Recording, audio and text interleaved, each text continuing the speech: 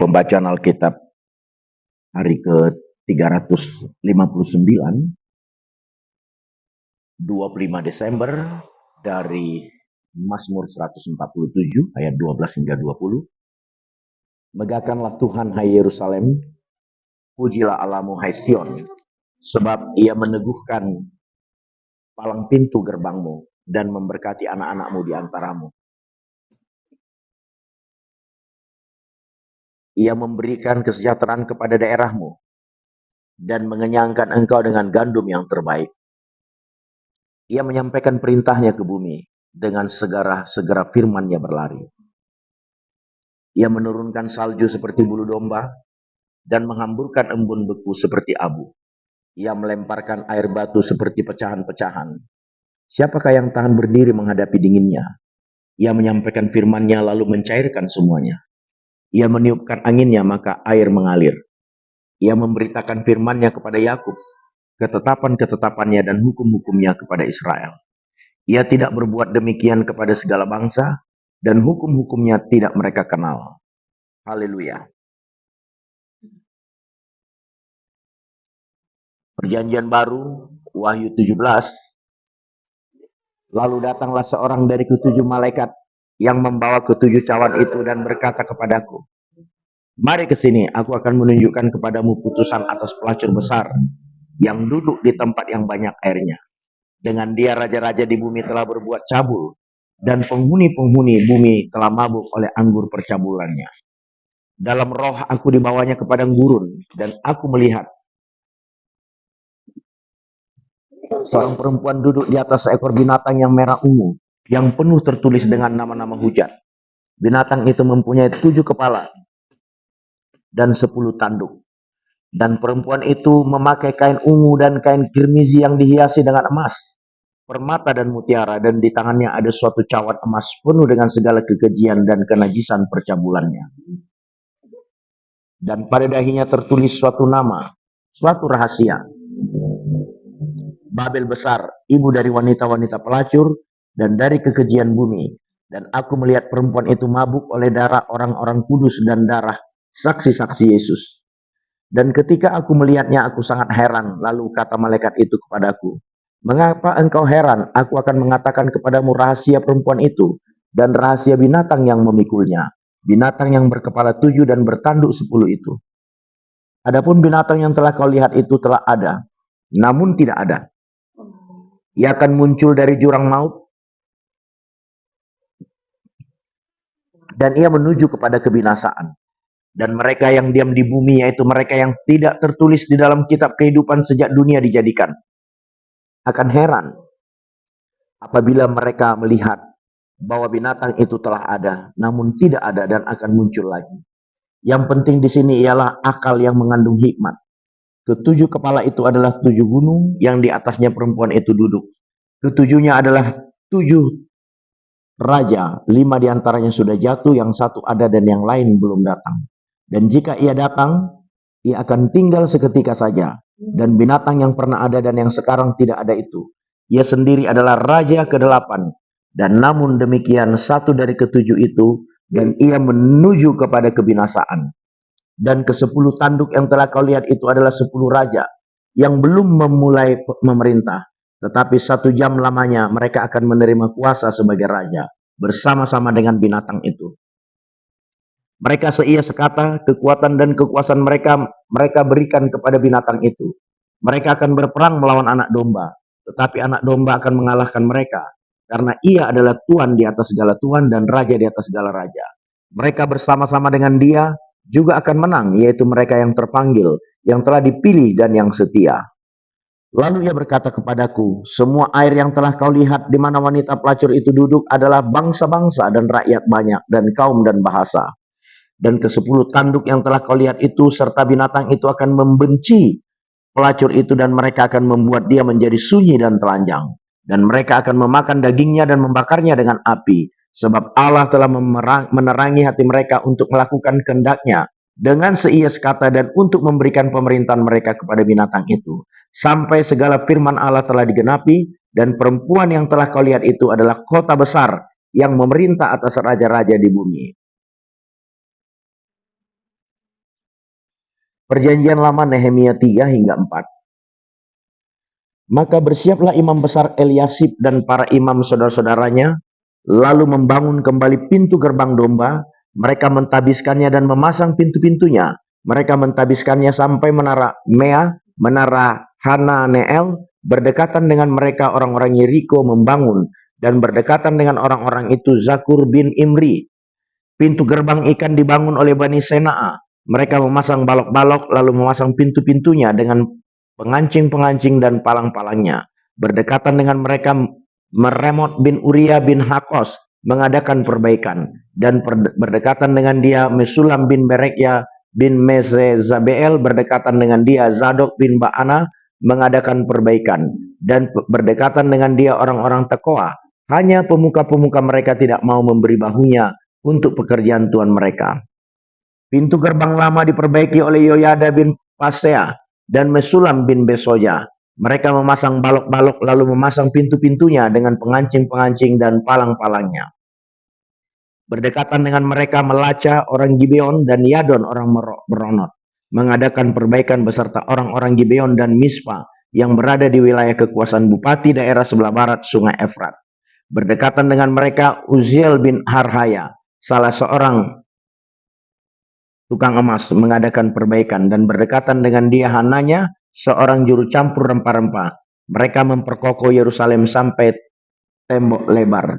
Berdekatan dengan mereka Refaya bin Hur, penguasa setengah wilayah Yerusalem, yang satu mengadakan perbaikan. Berdekatan dengan dia Yedaya bin Harurnaf mengadakan perbaikan tepat di depan rumahnya. Dan berdekatan dengan dia Hatus bin Hasabnea, Malkia bin Harim dan Hasub bin Pahat Moab memperbaiki bagian yang lain dan menara perapian. Berdekatan dengan mereka Salum bin Halohes, penguasa setengah wilayah Yerusalem yang lain, mengadakan perbaikan bersama-sama anak-anak perempuannya. Pintu gerbang Lebak diperbaiki oleh Hanun dan penduduk Zanoa. Mereka membangunnya kembali dan memasang pintu-pintunya dengan pengancing-pengancing dan palang-palangnya. Pula tembok diperbaiki sepanjang 1000 hasta sampai pada pintu gerbang sampah. Pintu gerbang sampah diperbaiki oleh Malkia bin Rekhab, penguasa wilayah Bet-Kerem. Ia membangunnya kembali dan memasang pintu-pintunya dengan pengancing-pengancing dan palang-palangnya. Pintu gerbang mata air diperbaiki oleh Salum bin Kolhoze, penguasa wilayah Mispa. Pintu gerbang itu dibangunnya kembali, diberinya atap dan dipasangnya pintu-pintunya dengan pengancing-pengancing dan palang-palangnya. Juga diperbaikinya tembok kolam penampung air saluran dekat Taman Raja sampai pada tangga-tangga yang menurun dari kota Daud. Di sampingnya Nehemia bin Azbuk, penguasa setengah wilayah Bet Huzur, mengadakan perbaikan sampai di depan pekuburan Daud dan sampai pada kolam buatan dan rumah para pahlawan. Di sampingnya orang-orang Lewi mengadakan perbaikan, yakni Rehum bin Bani, dan berkatan dengan dia Hasabia, penguasa setengah wilayah Kehila yang satu untuk wilayahnya. Di sampingnya saudara-saudara mereka yakni Binui bin Henadad, penguasa setengah wilayah Kehila yang lain, mengadakan perbaikan. Berdekatan dengan dia Ezer bin Yesua, penguasa Mispa, memperbaiki bagian yang berikut di depan pendakian ke Gunung Senjata dekat sudut. Di sampingnya Baruk bin Zabai memperbaiki bagian yang berikut dari sudut sampai pada pintu masuk rumah imam besar Eliasib. Di sampingnya Meremot bin Uria bin Hakos memperbaiki bagian yang berikut.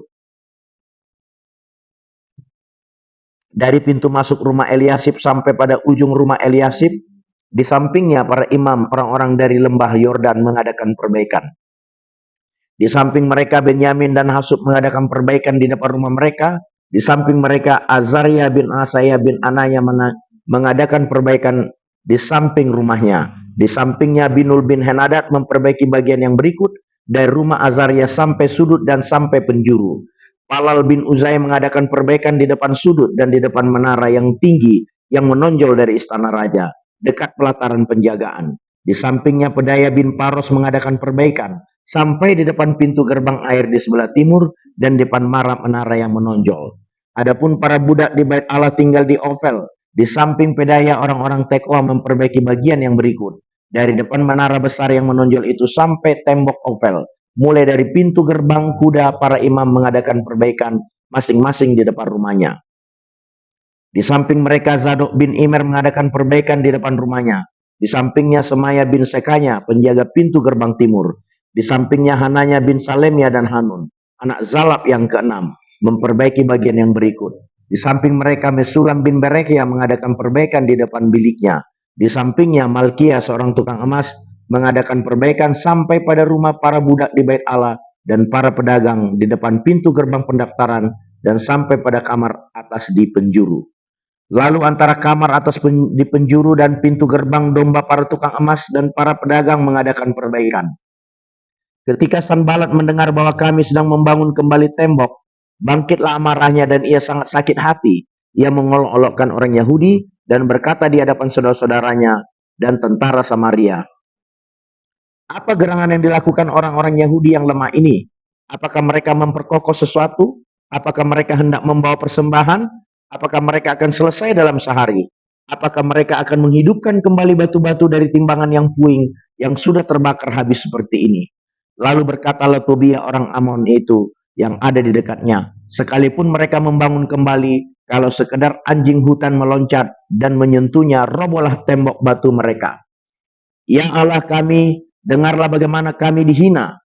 Balikkanlah cercaan mereka menimpa kepala mereka sendiri dan serahkanlah mereka menjadi jarahan di tanah tempat tawanan. Jangan kau tutupi kesalahan mereka dan dosa mereka. Jangan kau hapus dari hadapanmu, karena mereka menyakiti hatimu dengan sikap mereka terhadap orang-orang yang sedang membangun. Tetapi kami terus membangun tembok sampai setengah tinggi dan sampai ujung-ujungnya bertemu, karena seluruh bangsa bekerja dengan segenap hati.